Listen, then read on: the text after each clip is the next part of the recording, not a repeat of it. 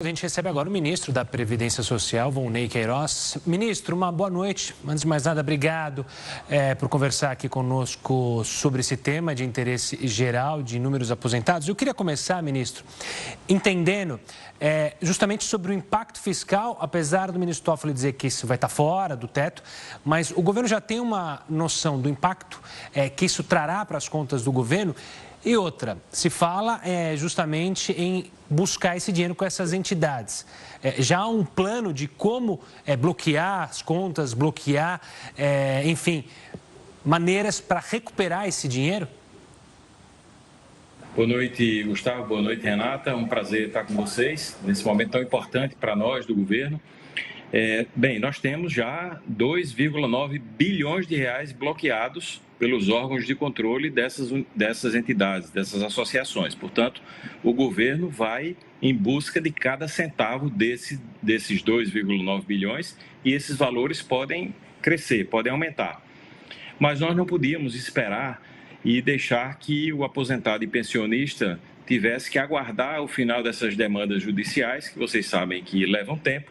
Portanto, o governo acionou o STF para construir esse grande consenso dentro do Poder Judiciário, e aí participaram OAB, Ministério Público Federal, Defensoria Pública da União, foi capitaneado pelo ministro Jorge Messias através da AGU, com a nossa participação através do Ministério da Previdência Social, para construir esse consenso e que possa dar segurança jurídica ao governo para então fazer esse ressarcimento. Obviamente que isso significa uma situação extraordinária, uma situação de pessoas que são hiper vulneráveis, né, que são os aposentados e pensionistas. Por isso, o entendimento de todo esse conjunto de atores é de que isso deveria ficar fora do arcabouço fiscal, fora do teto fiscal. É uma medida extraordinária e, como tal, está sendo encarada pelo Supremo Tribunal Federal, pelo governo e por esses outros componentes que fazem o acordo.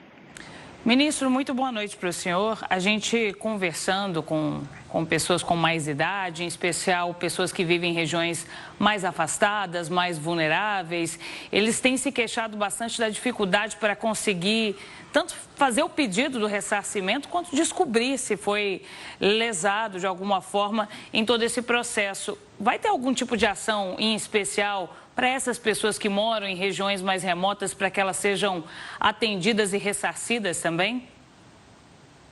Sim, essa foi uma preocupação já imediata do governo. Primeiro, quando o governo deflagrou a operação, imediatamente após, ele enviou um comunicado a 27 milhões de aposentados, tranquilizando essas pessoas, dizendo: olha, vocês não foram vítimas de nenhum tipo de desconto, fiquem tranquilos.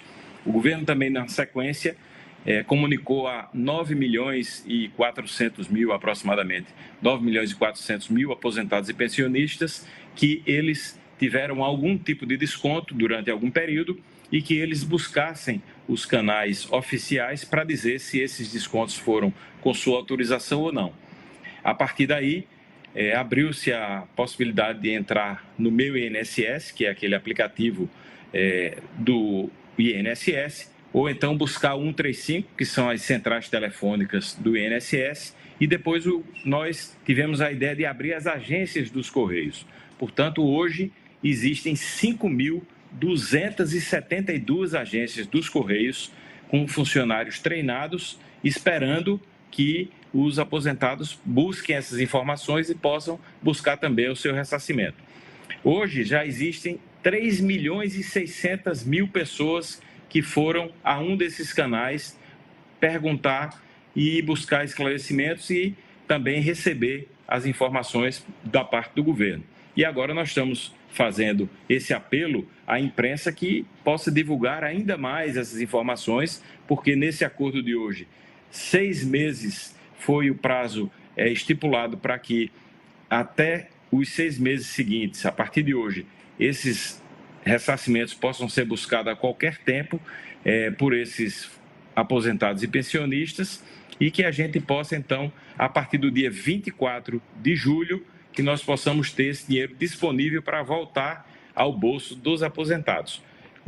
Como disse a repórter Yasmin, esses recursos ficarão fora do teto de gasto, que é uma medida absolutamente extraordinária, que requer um tratamento também extraordinário, e eu acho que essa assinatura por parte do ministro Dias Toffoli hoje dá essa tranquilidade ao governo e dá essa boa notícia aos aposentados e pensionistas. É uma notícia tão boa que eu acho que deveria ter sido dada pelo próprio presidente Lula, que afinal de contas foi ele o capitão desse time e foi ele que me recomendou expressamente que não deixasse nenhum aposentado ou pensionista no prejuízo. Então, essa homologação de hoje vai permitir que nós cumpramos, então, essa promessa do presidente da República. Ministro, tem pouco mais de 800 mil casos em que as entidades apresentaram ali documentos que comprovariam que justamente esses descontos foram autorizados. Haverá tratamento diferenciado para esses casos ou haverá o ressarcimento já diretamente para eles e depois a análise do caso? Qual é a previsão para vocês do governo sobre esses casos específicos? Não, Gustavo, muito boa a sua pergunta. Veja, hoje existem 2.160.000 pessoas que se enquadram para receber o ressarcimento, ou seja, o ressarcimento está disponível para elas. Há 800.000 pessoas, como você disse, que receberam por parte das associações o retorno com documentos, fichas de filiação, assinatura. Então, agora, essas pessoas têm que buscar novamente os canais oficiais para dizer se essas assinaturas, se esses documentos apresentados pelas associações são reconhecidos por elas. Mas a última palavra vai ser do aposentado e pensionista. Se ele seguir dizendo que não reconhece a assinatura, que não reconhece a filiação, vale a palavra do aposentado. Agora, obviamente, como eles têm um passo a mais a seguir, eles ficarão para um segundo momento, mas receberão também o ressarcimento. Todos aqueles que foram lesados, todos aqueles que foram descontados indevidamente e que disserem ao governo que não fizeram a autorização desse desconto, todos eles receberão o seu reembolso graças a essas medidas que foram hoje assinadas e homologadas pelo STF.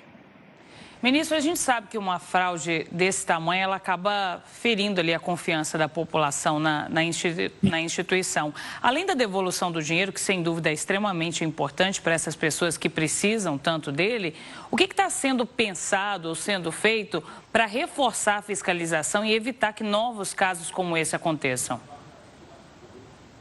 Bem, excelente pergunta também, Renato, porque é a oportunidade da gente dizer o que está sendo feito pelo governo. Primeiro, o governo descobriu essa fraude, desbaratou essa quadrilha e fez com que os descontos cessassem. Então, hoje, todos os acordos de cooperação técnica estão suspensos. Hoje, todos os descontos estão suspensos. Hoje, todas as 41 associações que mantinham esses acordos, elas estão também suspensas e sob investigação. E todos os mecanismos de controle dentro do INSS, dentro do Ministério da Previdência Social e dentro da Dataprev estão sendo revistos. Então, esses descontos só voltarão a acontecer depois que as investigações forem concluídas e que nós possamos chegar a ter uma visão clara de quem são as entidades sérias, quem são as entidades que cometeram fraudes, separar o joio do trigo, ficar com o trigo e apresentar à sociedade um novo modelo de desconto que possa garantir que não haja fraudes. E esse modelo vai compor biometria, vai ser composto por revalidação anual e vai ser composto por critérios muito mais rígidos, que vai ser o legado disso tudo. Ou seja, depois dessas fraudes e depois dessa calamidade, que eu posso chamar assim, que foram esses descontos, nós podemos ter agora um legado de transparência, de governança e de integridade por parte de todos os que fazem o governo. O presidente Lula, quando me convidou para ser ministro da Previdência Social, ele me fez uma recomendação expressa: olha, me garanta que nenhuma associação, nenhum fraudador ficará sem ser penalizado, sem ser descoberto. Vá às últimas consequências para descobrir quem fez essa fraude. Cuide dos nossos aposentados e pensionistas e me dê a garantia de que nenhum aposentado ou pensionista ficará no prejuízo.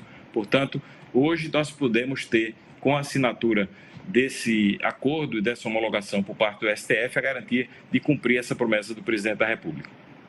Tá certo, ministro. Obrigado pela participação aqui no Jornal da Record News. Um forte abraço e até uma próxima.